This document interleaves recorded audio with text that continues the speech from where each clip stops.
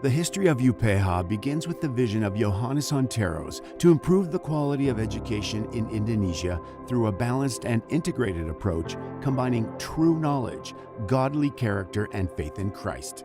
This vision drove Johannes to establish an educational institution which was later supported by James T. Riyadi, a businessman who was also actively supporting the government in Indonesia and overseas. Together, Johannes and James agreed to establish Universitas Pelita Harapan with a mission to improve the quality of education in Indonesia and prepare future generations of leaders through holistic transformational education to be a blessing for this nation.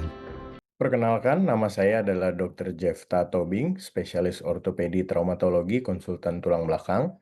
Dan pada kesempatan kali ini, saya akan mempresentasikan pernyataan diri dosen pada unjuk kerja Tridharma Perguruan Tinggi PDD UKT-PT bidang pengajaran.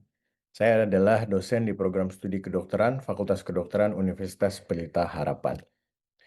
Dan berikut ini adalah rencana pembelajaran semester untuk mata kuliah Musculoskeletal System atau MSK. Identitas mata kuliahnya, kodenya adalah DR12307 dengan SKS 5 dan akan dilaksanakan pada hari Senin sampai Sabtu dari minggu pertama sampai minggu kelima dari jam 7 pagi sampai jam 4 sore. Ini adalah nama-nama dosen yang mengajar di mata kuliah ini. Dan kemudian CPL atau capaian pembelajaran lulusan adalah seperti tercantum dan juga capaian pembelajaran mata kuliah dari CPMK 1 sampai CPMK 5. Metode pembelajaran, sebelum kelas berlangsung, mahasiswa diharapkan untuk membaca topik mingguan yang sudah diberikan sebelumnya di Prototypical Week. Kemudian selama kelas berlangsung akan disampaikan materi kuliah tersebut, dan setelah kelas berlangsung diharapkan mahasiswa mempelajari topik kuliah yang telah diberikan. Kebijakan atau aturan kelas syarat kehadirannya adalah 80%, dan kemudian syarat kehadiran laboratorium juga 80%. Untuk penilaian dan evaluasi, ada 3 hal yang akan dinilai, yaitu 20% dari OSPI atau Objective Structured Practical Examination, 25% dari ujian atau penilaian sumatif PBL atau akhir blok dari tutor PBL, dan 55% adalah MCQ atau Multiple Choice Questions. Dan rencana kegiatannya adalah demikian dari minggu 1 sampai minggu kelima. Ini adalah indikator capaian pembelajaran yang bisa ditampilkan. Begitu juga dengan domain taksonomi Bloom. Dan ini adalah jadwal perkuliahan, dan pada jadwal ini saya akan membawakan lecture 6 dengan topik spondilitis tuberkulosis atau spondilitis TB. Dan berikut ini adalah video saya mengajar untuk topik kuliah tersebut. Oke, jadi hari ini kita belajarnya tentang spondilitis TB atau tuberkulosis yang kena ke tulang belakang. Oke, boleh lanjut? Oke. Nah, tapi seperti semua pembelajaran, kita mesti tahu dulu belajar sesuatu tuh buat apa sih? Artinya objektifnya apa? Atau kalau bahasa social media yang sekarang, kalau mau bikin konten tuh harus start with why. Kalau nggak start with why, nggak akan connect ke orang yang kita mau ceritain apa gitu. Dalam hal ini mau ngajar ke mahasiswa atau koas, ya perlu ada learning objektifnya. Yang pertama, kenapa sih mahasiswa kedokteran, ya baik preklinik maupun koas seperti kalian, perlu tahu apa itu spondilitis TB. Ya, kan udah tahu TB paru. Oh iya tahu dok, TB paru berobat OAT 6 bulan. Oke. TB ekstra paru seringkali kita lupain gitu ya. Ada limfadenitis, ada ISK TB, dan salah satunya adalah spondilitis TB atau yang kena tulang belakang. Jadi mesti tahu kenapa. Nanti kita akan bahas kenapa. Dan kemudian yang kedua, seperti semua penyakit, kita mesti tahu perjalanannya gimana. Gimana ceritanya orang sakit tiba-tiba kena kumannya TB dan kemudian kena spondilitis TB. Kemudian seterusnya adalah common site. Jadi seringnya kenanya di mana? Cervical kah? Thoracic kah? Lumosakral kah gitu ya. Sini nggak apa-apa. Kemudian clinical features. Jadi kalau ketemu pasiennya nanti kira-kira masalahnya apa, ketemu gejala klinisnya apa. Dan yang terakhir tentunya Kalau udah cuma tahu penyakitnya doang, gimana cara kita ngobatinnya? Oke, lanjut. Nah, pertama why-nya. Kenapa kita itu harus mengetahui tentang spondilitis TB? Karena sering banget sekarang itu ya. Misdiagnose baik oleh dokter umum, baik oleh dokter spesialis gitu ya, baik saraf, ortopedi, banyak yang kelewat aja. Padahal negara kita itu endemis.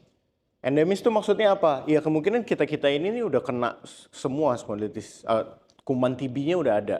Tapi dormant gitu kan, kalau misalnya immunity kita turun, baru kita bermanifestasi gejala klinisnya. Salah satunya paru, tapi bisa juga di tulang belakang. Nah kemudian yang kedua adalah, tadi kenapa susah didiagnosis atau sering kelewat? Karena emang dia punya challenges, dia ada tantangan sendiri dalam mendiagnosis. Kenapa? Karena TB ini subtle. Subtle itu artinya nggak kayak meningitis. Meningitis itu orang kena langsung kaku kuduk, kejang, bisa meninggal gitu misalnya.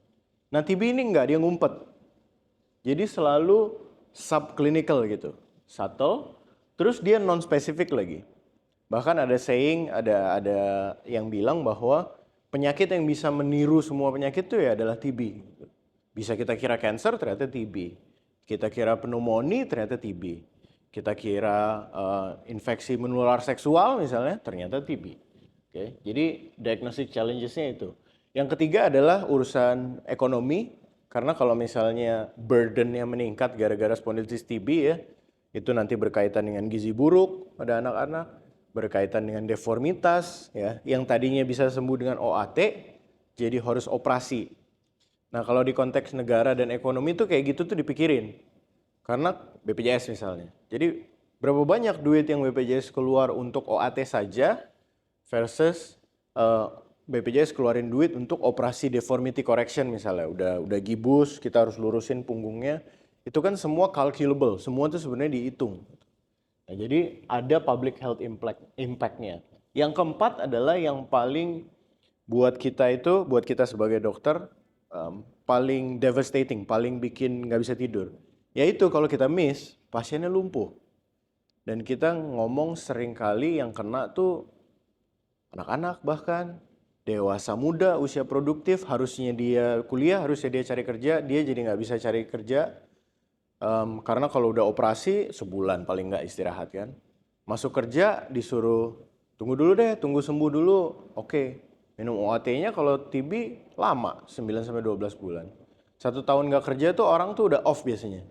Nggak akan mau kerja lagi, udah patah arang ibarat. Oke, itu neurological complications-nya, amit-amit lumpuh lagi. Kalau udah lumpuh ya udah, mau gimana? Di kursi roda. Kemudian yang kelima, ini juga sesuatu yang susah, nggak bisa kerja sendiri, nggak bisa ortopedi doang, nggak bisa spesialis paru doang, harus multidisiplin. Kayak misalnya kemarin ada kasus ya sama Dr. Kezia, kita ketemu MDR ternyata, MDR TB. Ya dokter ortopedi spine kayak saya cuma tahu regimen biasa gitu loh. Ya, rifampicin, isoniazid, pyrazinamide, ethambutol. Tapi kalau misalnya yang dia udah masuk MDR, wah obatnya aja kemarin namanya udah kita nggak familiar gitu loh. Jadi harus ada multidisciplinary. Kemudian yang terakhir adalah pengembangan clinical skills. Oke, next. Nah, lucunya sebenarnya TB ini udah ketahuan dari berabad-abad yang lalu. Nanti kalau nggak salah ada fotonya, ada X-ray-nya di sini. Bahwa jadi zaman dulu itu kalau mumi itu di X-ray, jadi si arkeologis gitu ya, dia ngecek mumi itu coba di X-ray. Tiba-tiba ada yang lehernya pendek, yang deformed lah gitu, tulangnya deformed. Dan itu bukan deformed setelah mati, tapi sebelum mati, setelah dimumify gitu ya. Dan kemudian tahun 1700 dipresent lagi oleh Percival Pott, makanya namanya seringkali disebut Pott's disease. Ya, jadi kalau ingat nama Pott's disease itu adalah tuberculous spondylitis. Baru dia tuh si Percival Pott yang describe, oh ini ternyata spinal TB itu kayak gini. Next. Nah ini X-ray-nya. Jadi lihat lehernya hampir nggak ada. Ya kan mungkin ini udah sekitar C7. Masa basis basis tengkorak tiba-tiba skull base udah di C7 kan nggak? Berarti ambles semua tuh cervicalnya. Nah ini memberikan kita gambaran juga bahwa salah satu predileksi yang paling sering adalah di cervical. Next. Oke, Nah, tapi karena sekarang obat-obatannya sudah bagus gitu ya, udah dijamin lagi sama pemerintah, mulai langka di negara berkembang, terutama khususnya. Di negara yang sudah maju lah, developed countries gitu. Kalau developing kayak kita, justru masih endemik. Ya, kalau ke arah India, India tuh paling banyak, Indonesia juga salah satu yang paling banyak. Tapi kalau kita lihat Amerika, Australia udah hampir jarang banget ketemu kasus TB. In a way, bagusnya buat kita adalah kita jadi jago. Ya. Kita jadi jago tahu mana itu TB, yang operasi juga jadi jago menangani TBC. Di luar negeri itu mereka lihat TB terbingung-bingung gitu. Nah, di kita orang-orang India kita udah biasa. Oke, lanjut. Nah, karena tadi saya bilang bahwa ini adalah penyakit yang penting diketahui di developing countries, kita nomor 3, juara 3 kita. Tapi bukan sesuatu yang untuk dibanggakan ya. Juara 3 tapi most TB contributing country, ya, India sama Cina. Kita lihat khasnya apa berarti? Populasi. Ya kan, yang populasinya sikut ketemu sikut gitu kayak kita, ya pasti tinggalnya rapet-rapet, nggak dapat sinar matahari, ya kena TB. Oke, kasusnya kurang lebih statistiknya 500 ribuan, hampir 600 ribu per tahun. Dan tadi yang saya bilang bahwa productive age range, jadi 15 sampai 54 tahun. Dan ini umur-umur penting kan, lagi mau cari gelar, lagi mau cari kerjaan, orang bilang life begins after 40 misalnya, ya dia kena TB malah. Oke, dan kemudian vertebra atau tulang belakang itu adalah tempat kedua paling sering yang kena tuberkulosis. Nomor 1 ya paru. Next-nya langsung tulang belakang. Makanya kita mesti tahu, jangan cuma mikirnya TB paru aja. Nah, kemudian cowok lebih sering daripada perempuan. Kenapa kira-kira? Ada yang punya hipotesis atau apa? Perokok, oke, boleh. Kemudian apa? Ini bukan seksis ya, tapi ini data statistiknya. Paling sering emang atau lebih sering laki-laki, dan kemudian children lebih sering. Pertama laki-laki dulu deh. Kenapa laki-laki?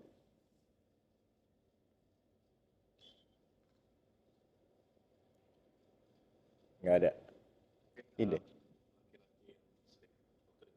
Yes, jadi memang labornya memang lebih banyak, blue collar-nya itu laki-laki. Lebih banyak yang kerja di tambang, let's say, lebih gampang yang kerja di luar, sehingga terekspos-nya itu lebih banyak.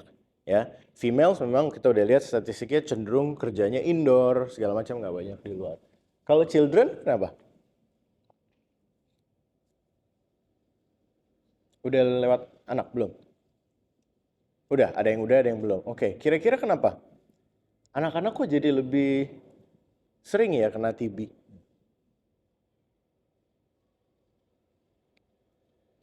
Terutama Indonesia deh. Mungkin anak-anak di luar enggak. Kata kuncinya udah ada tadi. Kita dorman nih, udah kena semua. Kenapa? Malnutrisi. Jadi seringkali di negara yang kebanyakan penduduknya kayak kita ini, problemnya adalah banyak yang nggak terpantau kondisi gizinya. Apa yang terjadi pada malnutrisi? Imunitasnya turun. Jadi mereka masuk ke golongan yang imunitasnya rendah, jadi gampang. Sementara dewasa sekitarnya itu udah dorman semua TB-nya. Ya jadilah dia kena. Nah, perlu diketahui karena ini children ya. Nomor 1, jangan pernah lupa. Kalau misalnya ketemu anak, kemudian dia failure to thrive, atau kita di posyandu lihat di bawah garis merah, jangan pikir gizi buruk bla bla bla bla dulu. Nomor 1 pikirin TB. Oke. Prinsipnya kalau ketemu anak dengan gizi kurang, gizi buruk, think TB until proven otherwise. Itu cara gampangnya berpikir begitu. Karena gampang, tinggal mantuk saja kan kalau misalnya masih anak-anak. Jadi nanti yang bapak-bapak, ibu-ibu kalau udah punya anak, hati-hati kalau misalnya anaknya failure to thrive, amit-amit ya. Dicek kok di bawah garis terus gitu. Coba deh pikirin TB, jangan-jangan tiba-tiba ada limfadenitis, ada kelenjar yang gede, dan lain sebagainya. Oke? Nah, yang paling sering adalah thoracolumbar. Nanti kita akan bicara di patogenesisnya kenapa paling sering kenanya di transisi antara thoracic dan lumbar. Kedua torakal naik, ketiga lumbar turun, baru cervical. Jadi dia di transisi, kemudian ke atas, bawah, baru ke cervical. Next. Etiologinya udah jelas, kumannya Mycobacterium tuberculosis. Dia itu aerobik, non-spore forming, non-motile, slow growing. Lucunya gampang sebenarnya matinya dengan panas dan UV light. Makanya menjelaskan kenapa kita harus selalu edukasi, harus kena sinar matahari sebenarnya rumahnya. Jadi kalau pemukiman kumuh yang nggak dapat sinar matahari ya gimana? Didiagnosisnya gimana? Dengan acid fast bacilli atau basil tahan asam dengan pewarnaan Ziehl-Neelsen. Nah, ini sering keluar di ujian, jadi jangan lupa kalau untuk TB pewarnaannya adalah Ziehl-Neelsen. Oke, next. Nah, tadi 75% itu memang di paru, tapi 25% itu ekstrapulmonal. Nah, dari semua yang ekstrapulmonal, 15% itu di vertebra atau spondilitis. Lain-lainnya apa ya? Muskuloskeletal, sendi bisa hip, bisa knee, ankle juga lumayan bisa, kelenjar getah bening atau lymphadenitis TB, ISK, meningitis ya, meningitis TB, dan kemudian bisa juga di peritoneum atau di perut. Next. Itu aja yang mau saya sampaikan tentang spondilitis TB. Ada yang mau ditanya nggak? Ya.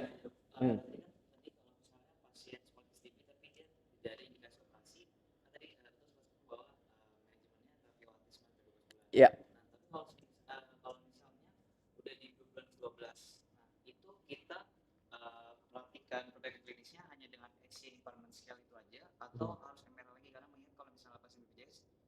Susah MRI-nya. Ya, MRI-nya 3 bulan lagi ya kelamaan. Oke, good question. Jadi siapa namanya? Kavi ya? Kavi nanya gini basically. Jadi kapan kita mesti stop tuh obat? Indikasinya apa? Gitu. Nah, ada 3 indication yang mesti kita lihat. Yaitu yang pertama clinical. Jadi klinisnya gimana? Painless kah? Jalan udah normal kah? Segala macam jadi klinis. Yang kedua adalah lab. LED CRP-nya udah balik ke normal atau belum? Ya. Yang ketiga baru radiologik.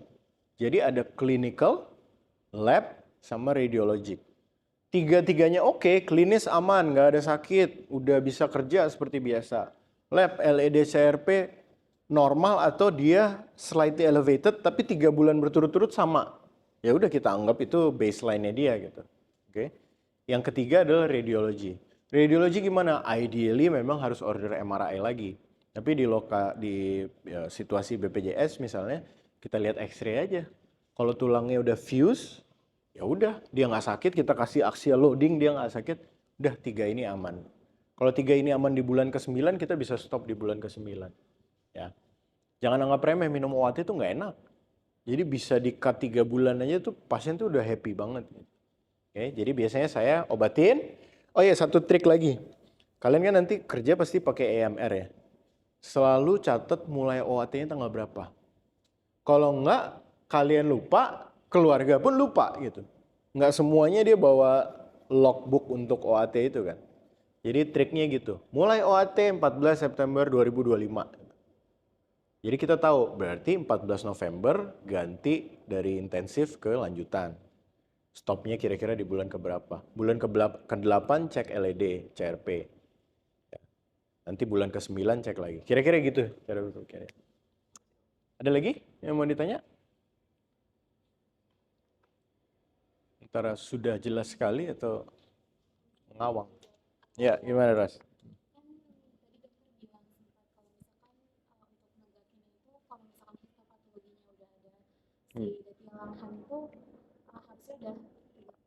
Ya. Kalau misalkan tadi kan misalkan histopatologinya itu emang ada si gejala langkan itu, tapi gene expertnya itu negatif, kita udah boleh start OAT atau belum?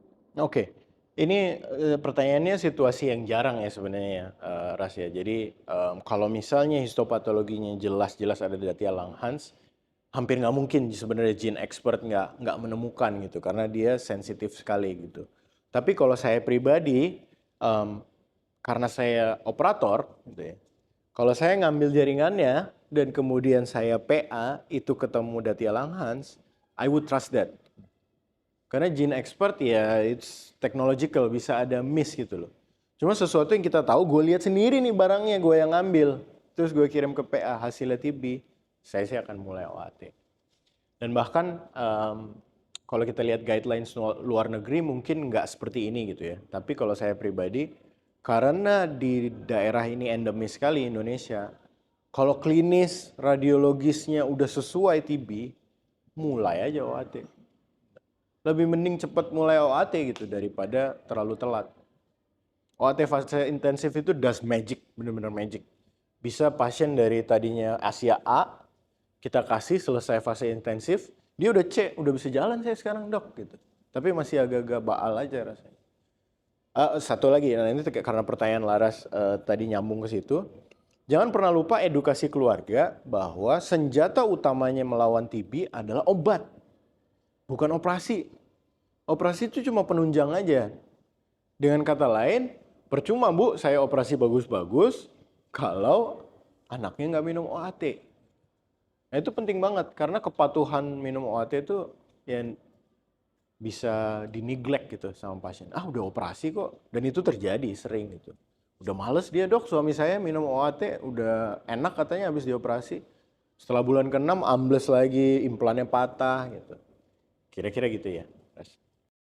Demikian video mengajar saya yang bisa saya sampaikan kepada para asesor sertifikasi dosen. Saya harap video ini bisa menjadi gambaran bagaimana saya dalam mengajar dan bisa dijadikan penilaian untuk sertifikasi dosen.